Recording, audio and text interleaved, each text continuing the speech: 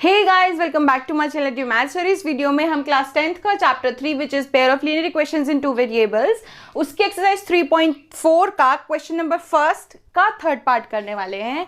उससे पहले वीडियो को लाइक कर दो, चैनल को सब्सक्राइब कर दो और शेयर कर दो और पहुंचा दो लोगों तक। अब आपको पता ही है कि इस क्वेश्चन में हम पिछले दो पार्ट्स में क्या करते आए हैं। हमने दो इक्वेशंस को सॉल्व किया है by the method of elimination and by the method of substitution. So first of all we are going to know how to eliminate the things, यानी कि दो इक्वेशन को एलिमिनेशन मेथड से कैसे हम सॉल्व करते हैं। So our first equation given is 3x minus 5y minus 4 is equal to 0। हम इसको सिंपल कर लेते हैं। कैसे? वेरिएबल वाली टर्म को रख लेते हैं इधर 3x माइनस 5y, ये माइनस 4 दूसरी साइड ले जाते हैं, प्लस 4 हो जाएगा। So this is our first equation. Second one is 9x is equal to 2y plus 7। हम इसको भी थोड़ा सा एक सिंपल फॉर्म में ले आते हैं। हमने 7 को इधर ही रहने दिया, 2y को हम इधर ले आए। This is our second equation. Elimination method में मैंने आपको क्या बताया है कि आपको किसी भी एक वेरिएबल को इक्वल करना है। कैसे? 3x है यहाँ पे 9x है। हम क्या करें कि ये 3x भी 9 बन जाए। 3 को किससे मल्टीप्लाई करें कि वो 9 बन जाए? 3 से। तो हम इस पूरी इक्वेशन को 3 से मल्टीप्लाई कर देंगे। किससे मल्टीप्लाई कर देंगे? 3 से। पूरी इक्वेशन को क्यों किया? क्योंकि ऑब्वियसली हम सिर्फ एक डिजिट को मल्टीप्लाई करेंगे तो वो पूरी इक्वेशन ही बदल जाएगी। इसलिए अगर हम किसी भी चीज से मल्टीप्लाई या डिवाइड कर रहे हैं तो सारी इक्वेशन के साथ ही करना होता है। तो 3 3 जा 9x, 3 5 जा 15y, 3 4 जा 12। ये आ गई हमारे पास इक्वेशन। ठीक है ना, ये इक्वेशन आ गई और ये इक्वेशन आ गई ना। इसको मैं नेम दे देती हूँ थर्ड। अब हमें क्या करना है, जब 9x और 9x हमारे पास आ गया, हमें इन दोनों इक्वेशन को सब्ट्रैक्ट करना है। ठीक है, पहले यहां पे लिख देना बाय एलिमिनेशन मेथड। ये मेंशन करना काफी जरूरी होता है ताकि पता चल सके कि आपने कौन सा मेथड यूज किया है। Subtract equation 2 from equation 3। अभी आप सोचोगे कि ये मैंने कैसे पता चला है कौन सी इक्वेशन में से क्या माइनस करना है। ऑब्वियसली देखो, फर्स्ट वाली तो करोगे नहीं क्योंकि वो 3x है। 9x और 9x वाली करोगे। अब इन दोनों में से कैसे पता लगाया? देखो 15 बड़ा है, 2 छोटा है, 12 बड़ा है, 7 छोटा है। तो बड़े वाले में से छोटे वाले को माइनस करोगे तो आपके लिए ज्यादा सिंपल रहेगा। सो 2 इक्वेशन को थर्ड में से माइनस किया। अब थर्ड इक्वेशन लिख लेते हैं पहले, क्योंकि हमें इसमें से माइनस करना है सेकेंड इक्वेशन को। Minus 2y is equal to 7। इसके बाद मैंने आपको क्या स्टेप बताया हुआ है कि हमें नीचे वाली इक्वेशन के साइन बदलने हैं। यहाँ प्लस है तो माइनस हो जाएगा, यहाँ माइनस है तो प्लस हो जाएगा, यहाँ प्लस है तो माइनस हो जाएगा। बिल्कुल अपोजिट कर दिया और पुराने वाले साइन को आप दिमाग से निकाल दो।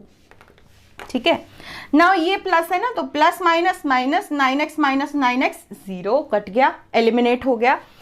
अब इसके बाद देखो माइनस प्लस माइनस होता है। 15 माइनस 2 13y। अब साइन देखो क्या आएगा, 15 बड़ा है या 2 बड़ा है? 15 बड़ा है। बड़े वाले के साथ साइन नेगेटिव का है तो आंसर भी नेगेटिव में आएगा। अब ये प्लस है, ये माइनस है। Plus minus minus 12 minus 7 is 5। Sign plus से आएगा क्योंकि 12 बड़ा है। ठीक है, now y is equal to 5 upon minus 13 which is equal to minus 5/13। तो y की वैल्यू क्या आ गई हमारे पास? माइनस 5/13। अब हमें निकालनी है x की वैल्यू। ये तो आप अभी तक करते आ रहे हो तो आपको अच्छे से आ चुका होगा।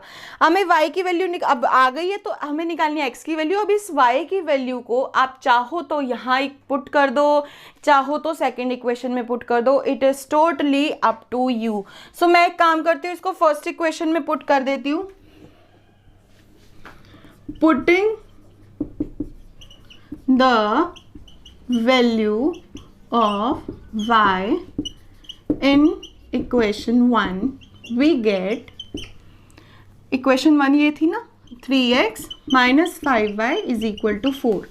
अब y की जगह आपको लगाना है minus 5/13 is equal to 4।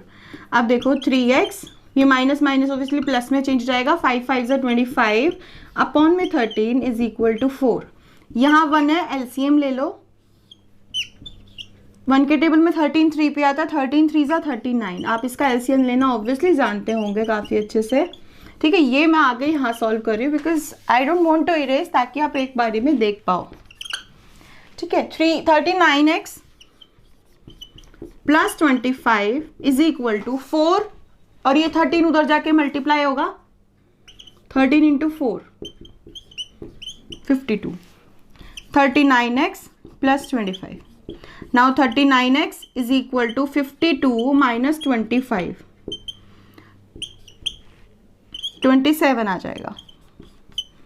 Now x is equal to 27 by 39, cut करोगे आपका आंसर आ गया 9/13.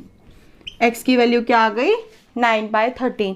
अब हो सकता है आपको लग रहा हो कि बड़ी वियर्ड से आंसर आ रहा है, y की वैल्यू नेगेटिव ऑफ 5/13, x की वैल्यू 9/13, काफ़ी वियर्ड आंसर आ रहे हैं, हो सकता है आपको लग रहा हो.